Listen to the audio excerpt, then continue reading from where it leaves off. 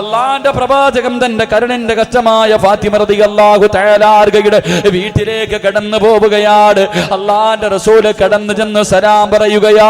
വീടിന്റെ മുന്നിൽ ചെന്ന് സലാം പറഞ്ഞു. എന്നിട്ട് പ്രവാചകൻ തന്റെ വീടിനകത്തേക്ക് കടക്കുകയാണ്. ആ സമയത്ത് തന്റെ പ്രിയപ്പെട്ട മകളായ ഫാത്തിമ റളിയല്ലാഹു തആല അൻഹ അടുക്കളയിൽ ആട്ടുകല്ലിന്റെ ചുവട്ടിലിരുന്ന് ഗോതമ്പ് പൊടിച്ചുകൊണ്ടിരിക്കുകയാ. ഫാത്തിമ റളിയല്ലാഹു തആല യുടെ കണ്ണ് നിറഞ്ഞൊഴുകുകയാണ്. അള്ളാന്റെ റസൂല് ചോദിച്ചു, അള്ളാന്റെ റസൂല് ചോദിച്ചു, ഫാത്തിമ എന്തേ പൊന്നുമോളെ കരയുന്നത്? അള്ളാഹുവിന്റെ പ്രവാചകം തന്റെ പ്രിയപ്പെട്ട കരളിന്റെ കച്ചമായ ഫാത്തിമ റളിയല്ലാഹു തആല അൻഹയോട് കരയുന്നത് എന്തിനെന്ന് ചോദിക്കുമ്പോ അവിടെന്ന് പറയുന്നു, വാപ്പാ അടുക്കളക്കകത്ത് കിടന്ന് ജോലി ചെയ്ത് എന്റെ കൈ രണ്ടും പൊട്ടിയപ്പോ അള്ളാന്റെ റസൂലിന്റെ പൊന്നുമോള് അടുക്കളക്കകത്ത് കിടന്ന് ജോലി ചെയ്തിട്ട് അള്ളാഹുവേ ആട്ടുകല്ല് പിടിച്ചിട്ട് ഗോതമ്പ് പൊടിച്ച് കല്ല് പിടിച്ചിട്ട് എന്റെ കൈ രണ്ടും പൊട്ടിയപ്പോ അള്ളാന്റെ റസൂലിനോട് പൊന്നുമോള് പരാതി പറയുകയാ. അള്ളാന്റെ റസൂലിനോട് പൊന്നുമോള് പരാതി പറയുകയാ. ഈ പാതിരാത്രി കടന്നു വന്നവര് നമ്മുടെ ഭാര്യമാരും ഇങ്ങനെയല്ലേ, നമ്മുടെ മക്കളും ഇങ്ങനെയല്ലേ? എന്റെ പ്രിയമുള്ളവര്, ഭർത്താവിന് ഖിദ്മത്ത് ചെയ്തു കൊടുക്കുമ്പോ ഭർത്താവിന് ഭക്ഷണം വെച്ച് കൊടുക്കുമ്പോ തുണി കഴുകി കൊടുക്കുമ്പോ പരാതി പറയുന്ന പെണ്ണ്. അള്ളാന്റെ റസൂല് തന്റെ പൊന്നുമോൾക്ക് ഒരു ഉപദേശം കൊടുക്കുകയാ.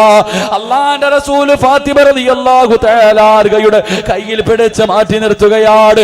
അള്ളാന്റെ റസൂല് മാറ്റി നിർത്തിയിട്ട് ഒരു ഉപദേശം കൊടുത്തു. എന്തേ ഉപദേശം എന്നറിയുവോ? അള്ളാന്റെ റസൂല് പറയുന്നു, ഫാത്തിമ ഭർത്താവിന് ഖിദ്മത്ത് ചെയ്താ കിട്ടുന്ന പ്രതിഫലം അറിയുവോ? എന്റെ പ്രിയപ്പെട്ട പെങ്ങന്മാരോട് നിങ്ങൾക്ക് സ്വാതന്ത്ര്യമില്ലെന്ന് പറഞ്ഞ് ഭർത്താവിനെ മാനസികമായി പീഡിപ്പിക്കുന്ന എന്റെ പ്രിയപ്പെട്ട പെണ്ണ്, അല്ലാഹുവിന്റെ റസൂല് തന്റെ പൊന്നുമോളെ അടുത്ത് വിളിച്ചിട്ട് അവിടെന്ന് പറയുന്നു, ഫാത്തിമ എന്റെ പ്രിയമുള്ള പെങ്ങള്, നിന്റെ ഭർത്താവിന് ഭക്ഷണം വെച്ച് കൊടുത്താ കിട്ടുന്ന പ്രതിഫലം നിനക്കറിയുമോ? നിന്റെ ഭർത്താവ് 1 കിലോ അരി വാങ്ങി നിന്റെ കയ്യിൽ കൊണ്ടുവന്നിട്ട് എനിക്കും എന്റെ മക്കൾക്കും ഭക്ഷണം വെച്ച് തരാ പറഞ്ഞിട്ട് നിങ്ങളുടെ കയ്യിലേക്ക് തരുമ്പോ അത് കൊണ്ടുപോയി അടുക്കളക്കകത്ത് കൊണ്ടുപോയി കഴുകി വൃത്തിയാക്കി നിങ്ങളുടെ ഭർത്താവിന് ഭക്ഷണം വെച്ച് കൊടുത്താ അള്ളാന്റെ റസൂല് പറയുന്ന പെണ്ണ്, നിന്റെ ഭർത്താവിന്റെ മുന്നിലേക്ക് ഭക്ഷണം കൊണ്ടുവച്ചു. ആ മനുഷ്യനാ ഭക്ഷണം മാറി കടിക്കുമ്പോ അതിലെ ഓരോ മണിയുണ്ടല്ലോ, ഓരോ അരിയുണ്ടല്ലോ, അതിനു പകരം അല്ലാഹു നിനക്കൊരു നന്മ എഴുതുമെന്ന് അള്ളാന്റെ റസൂല് പറയുകയാണ്. ഭർത്താവിന് ഭക്ഷണം വെച്ച് കൊടുക്കുന്ന സമയത്ത് അതിലെ ഓരോ മണിക്ക് പകരം അല്ലാഹു നിനക്ക് നന്മ എഴുതുകയാ. നിന്റെ ഒരു തിന്മ അല്ലാഹു പൊറുക്കുകയാണ്, നിന്റെ ഒരു പാപം അല്ലാഹു പൊറുത്തു തരികയാ. അള്ളാന്റെ റസൂല് പറയുന്നു, പെണ്ണ് ഭർത്താവിനെ നട്ടുച്ച സമയത്ത് അടുക്കളക്കകത്ത് കിടന്ന് അല്ലാഹുവേ തീയുടെ ചുവട്ടിൽ നിന്ന് ഭക്ഷണം വെക്കുന്ന പെണ്ണ്, മക്കൾക്ക് പറന്നു കൊടുക്കട്, മക്കളെ കെട്ടിച്ചു വിടുന്ന സമയത്ത് പറന്നു കൊടുക്കട്. ഭർത്താവിനോട് അടിയുണ്ടാക്കി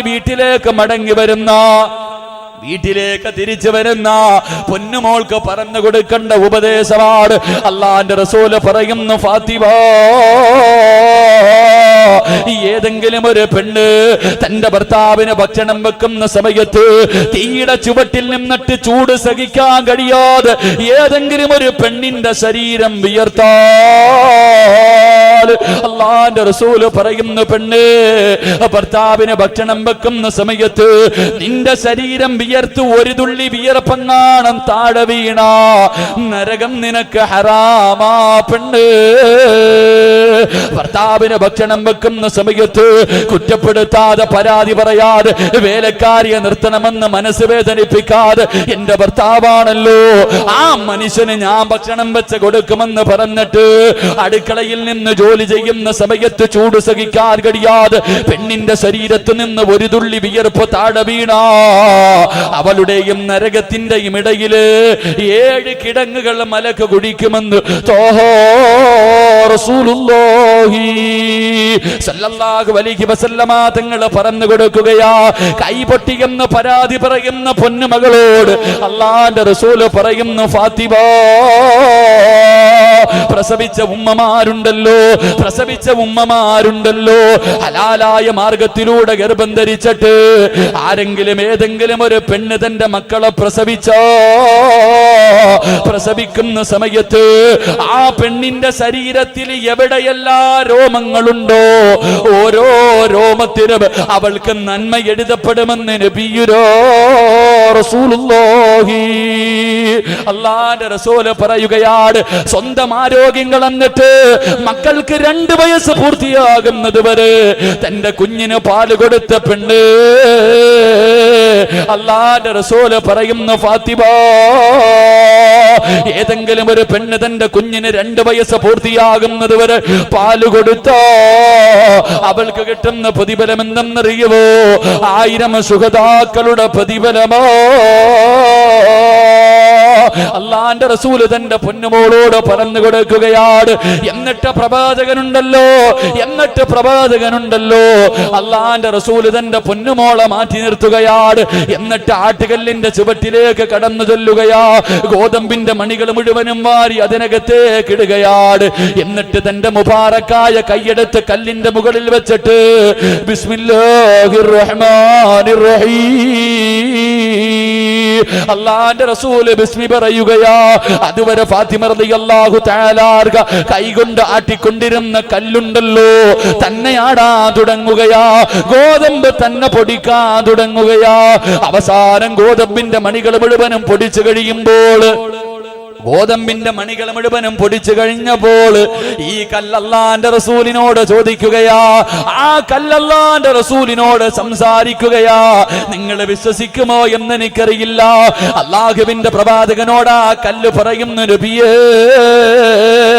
കിഴക്ക് മുതൽ പടിഞ്ഞാറ് വരെയുള്ള എന്ത് കൊണ്ടുവന്നാൽ ഞാൻ ഫാത്തിമയ്ക്ക് പൊടിച്ചു കൊടുക്കാം നബിയേ.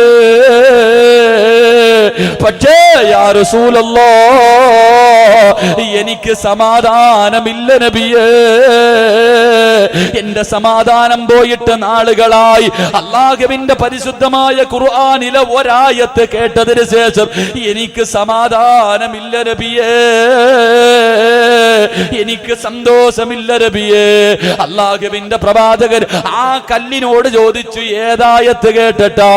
അല്ലാഹുവിന്റെ ഖുർആനിലെ ഏതായത്ത് കേട്ടതിന് ശേഷമാണ് നിന്റെ സമാധാനം നഷ്ടപ്പെട്ടതെന്ന് ചോദിക്കുമ്പോ ആ കല്ല് പറയുകയാ, വഖൂദുഹന്നാസു വൽഹിജാറ.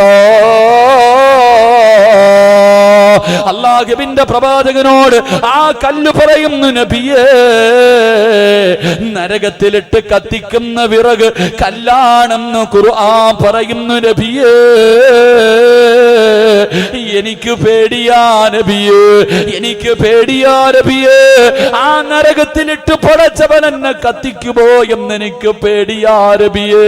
അതുകൊണ്ട് യാ റസൂലല്ലാഹ്, എന്നെ അതിനകത്ത് നിന്നൊന്ന് രക്ഷിക്കുവോ നബിയേ. ഖുർആനിലെ ഒരായത്ത് കേട്ടിട്ട് ഒരു കല്ല് പോലും കരഞ്ഞു പോയെന്ന് ചരിത്രം പഠിപ്പിക്കുമ്പോ അല്ലാഹുവിന്റെ റസൂല് പറയുന്നു, ഉപ്പാ, 3000 കൊല്ലം കത്തിച്ച നരകത്തിൽ നിന്ന് നിനക്ക് രക്ഷപ്പെടാൻ ആഗ്രഹമുണ്ടോ? നിനക്ക് രക്ഷപ്പെടാൻ ആഗ്രഹമുണ്ടോ? അല്ലാഹുവിന്റെ റസൂല് പറയുകയാണ്, ആ അദാബുകൾ കൊണ്ട് നിറച്ച നരകമുണ്ടല്ലോ, നൂഹ് നബി 300 കൊല്ലം കരഞ്ഞ നരകമുണ്ടല്ലോ. ഇബ്രാഹിം നബി നരകത്തെ കുറിച്ച് ഓർത്തിട്ട് കരയുമ്പോ എന്റെ പ്രിയമുള്ളവരെ കിലോമീറ്ററോളം ആ ശബ്ദം കേൾക്കുമെന്ന് ചരിത്രം പഠിപ്പിക്കുമ്പോ അല്ലാഹുവിന്റെ റസൂല് പറയുകയോ, ആരെങ്കിലും നരകത്തെ കുറിച്ചോർത്തിട്ട് കരഞ്ഞാൽ ആ മനുഷ്യന്റെ ശരീരം നരകം